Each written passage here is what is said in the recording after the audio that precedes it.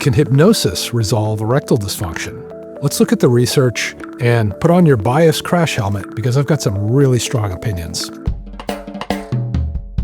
Hey guys, Brian Mahoney here from psychologicaled.com. In these quick videos, I'm reviewing the different psychological ED treatments so you can decide what one's going to be right for you.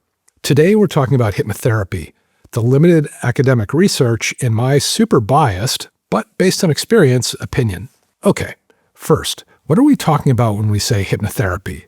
It's not sleep. Hypnosis is about guiding someone into a state of heightened awareness and helping them use their focus in ways that they don't usually access. Sometimes it's deeply relaxing, other times it's not relaxing at all. Once a person is in a state of hypnosis, there are all kinds of different ways we can work together. In classic hypnosis, it's about giving the client suggestions that their subconscious can actualize later when they're in the bedroom. Sometimes it's about working with unconscious material, often working with old memories that primed the client to have the problem.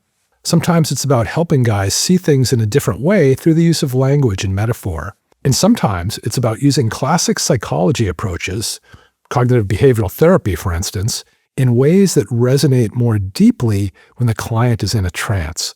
Often guys get it more when we do that kind of work in a state of hypnosis. Let's see what the research says.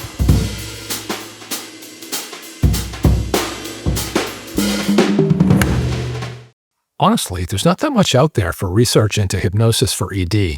One study from 1982 found that an average of 5 sessions was sufficient to get ED symptoms under control, and 10 solved the problem.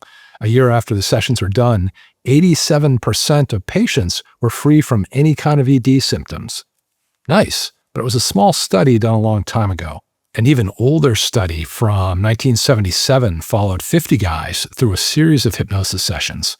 At the end of the study, all the guys who remained in therapy were able to perform sexually at the time of discharge. In a follow-up done a year or so later, there are a few guys they couldn't reach, but of the guys they could reach, only 2 said they weren't doing well.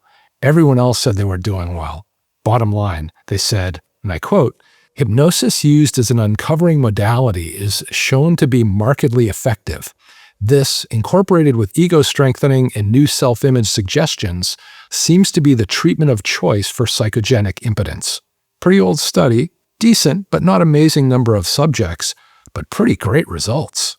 Beyond that, though, there doesn't seem to be too much out there for research. There are some studies that have been done on different combinations of approaches that included hypnosis, but it gets kind of hard to interpret the results. And there are lots of case studies out there as well, but there's really not much out there for solid, controlled research studies, especially recent ones.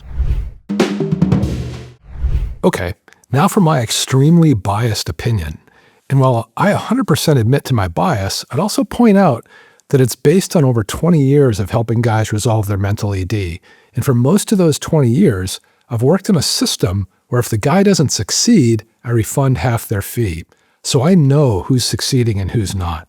My opinion? Hypnotherapy is fucking awesome for helping guys solve ED. I've worked with a ton of guys with ED over the years.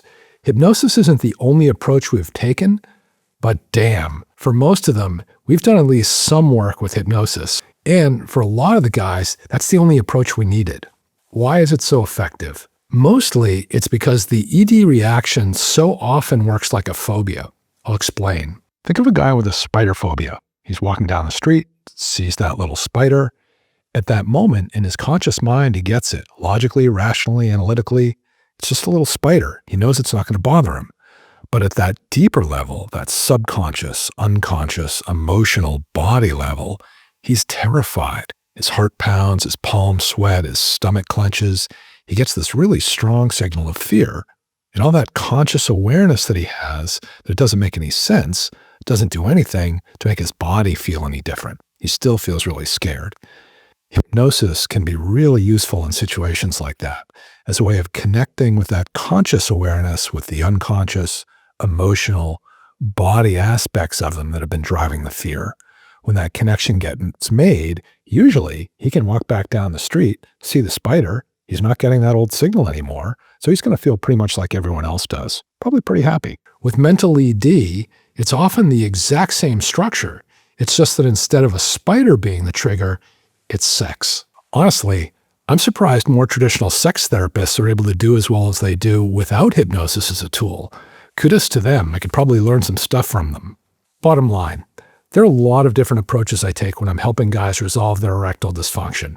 If you told me that I could only have one, it would absolutely be hypnosis. For most guys, it just works. So if you're deciding what approach to take for your mental ED, I'm biased, but I can't recommend hypnotherapy highly enough. Oh, and if you're wondering, who cares what this guy thinks? Fair question. I'm not a doctor or a psychologist, but with over 20 years of experience helping guys resolve ED, I've seen a lot of different ways that guys can get their confidence in their sex lives back. That's it, guys. Again, I'm Brian Mahoney with psychologicaled.com. If you ever want to talk about working together, just give me a call or drop me a note. And if you decide to try hypnosis at any point, I hope it helps get you into a really healthy, happy, fun sex life again. Thanks for watching.